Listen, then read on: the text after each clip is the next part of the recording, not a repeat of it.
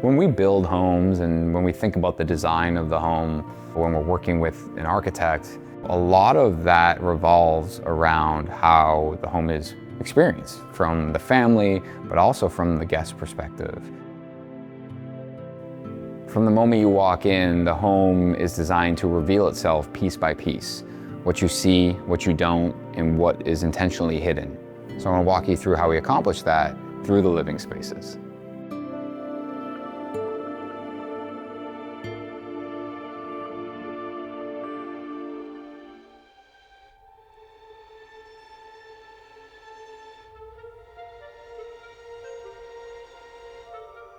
One of the first things that you experience walking into the home is the hidden front door and how substantial it is. It's designed to be a high performance door. When your hand is on it, it's really heavy. And as you step into the home, you're almost compressed into what is essentially the entry space. You have these three directions that you can go, but what feels most natural is to head straight into the coat closet area. And this is really designed for your guests. Your guests are going to be approaching the home from the front entry, and it gives them a place to become more comfortable by taking your coat off. But one of the things that I love about this area is the floor to ceiling glass. And what it's doing is it's reintroducing you to the outside in a way that feels like the inside and outside can be one space. When you spin around, you have a hidden powder room behind a flush oak door. And that opens up and you start to experience the different materials that you'll see in the home. The Zalige tile on the floor and up the wall, the Venetian plaster, and even the solid piece of travertine that we carved into a sink. And it's also your first introduction to the tapware that we use in the home, which is the Vola, which is a brushed stainless steel. Beside that, we have a key drop, so a countertop that is set for dropping your keys, charging your phones, storage, and a great mirror above that to make sure that you're prepped and ready to get into the rest of the home. But as you return back to the entry, you have these two other directions that you can go. As you approach the kitchen, you're entering what we call the gallery space. And on the left is this really great big wall that is all Venetian plaster that is really situated well for artwork. And on the right, you have floor to ceiling millwork, and you have these open oak shelves, you have these lower cabinets that are all the way down to the floor, which really kind of enunciates the bespokeness of that cabinetry. And you're also seeing the countertop, which is to most a new material, but familiar in the sense that it appears to be a burnished stainless steel. Now, the third direction, it brings you into the dining space. And this is really the center of the home. It's where the oculus is. You have a 25-foot clear span from the floor all the way to the underside of our skylight.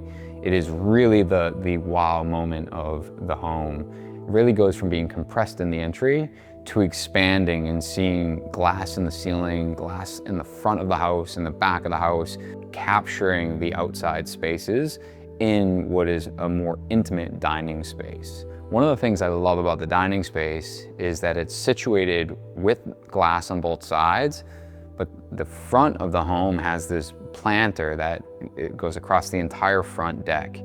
And what that does for the outside of the home is it helps prevent this home from feeling, enormously tall or having this really vertical elevation. But on the inside of the home, it creates privacy for the dining space. So when you're sitting at the table, you actually never see the street, you never see cars drive by, and it blocks most of the view from the neighbor across the street. So despite having floor to ceiling glass, you actually have a lot of privacy on the front side of the home. Opposite of the stairway, we have built-in cabinetry adjacent to the dining space. These doors are equal dimension white oak doors that are bifolding and that swing all the way open to reveal a burnished metal cabinet. And we're doing that with a Vero metal. So the Vero metal is actually a metal dust that is mixed with binder, sprayed like a paint, And then you go back and you actually buff or sand the binder off, and you're exposing a raw metal on the cabinetry. And then you can either clear coat it or wax it, and we decided to essentially wax it, allowing for the continuation of that burnishing to happen. It's going to patina very slowly, but it has this really raw and authentic aesthetic to it. It's one of my favorite moments in the home when that cabinetry, it exposes itself. We tucked in this secret guillotine door, which is essentially the backsplash. And when you do that, it opens up to the backside of the gallery, which gives you this awesome, really deep countertop that can be used for a buffet, just this pass-through space from the kitchen to the dining space. And on the lower section, we hid 2 wine refrigerators and then glass storage cabinetry. So when you are dining and you need a bottle of wine, it's right there next to that space. When we think about first floor living, it's oftentimes centered around how someone might experience the home as a guest when you have friends over. And the living room in this home is kind of 2-part. You have the outdoor living space and the indoor living space. You have these full height, floor to ceiling lift slide doors that open you up to 1 step to the backyard or completely flush to the outdoor living space. And then of course you have the anchor moment in the living room, which is the fireplace. But the living room was approached a little bit differently in terms of flexibility. So the things that we really paid attention to were lighting in this space. So when we think about the living room, we've actually reduced our overhead downlights or recessed lights down to just 4, and we installed 17 of the custom-made spot-on monopoints. And those monopoints are burnished brass, and they have the adjustability, so depending on how the room gets furnished, you can adjust where light is being directed, or if you have, say particular artwork that you want to light, you have that flexibility. But the room was really intended to be kind of the moment that everyone settles. It's set up where you can have a TV or not have a TV. It's really designed to be connected in a way that you have glass on all 3 sides that give you that expansive feel. And even on not the nice days, the outside feels as though it's just that extension of the living space. The ceiling in the living room is really important. Thinking back to the design of the home, at one point we felt restricted on what these beams on the ceiling could look like, specifically because of the long lengths of them. At one point we had this center beam that essentially broke the long length beam, so we would be able to use one piece and not have any seams. And thankfully, working with Madeira, they were able to source long length white oak, and those beams on the ceiling are one continuous beam. And they're one piece, there's no seams, and they're over 21 feet long. And that alone really allowed this space to really feel bespoke and work with the similar material on the floor as we did on the ceiling. Very similar to how we did it in the kitchen. I want to zoom out just for a minute, and one of the things I appreciate about the overall design is the way when you're inside and you look through the glass, you have really this column that is on the outside, the stainless steel and brick shingle, and on the inside, plaster. So the entire first floor is very much columns with wide open space in between, and that wide open space in between is filled with glass. It was important for us to think about the construction of how these doors and windows went in to get that seamless design from inside to outside and feel as though you were truly opening the space. And that's done by burying the jambs of the doors and the frame of the windows and getting that true panoramic detail.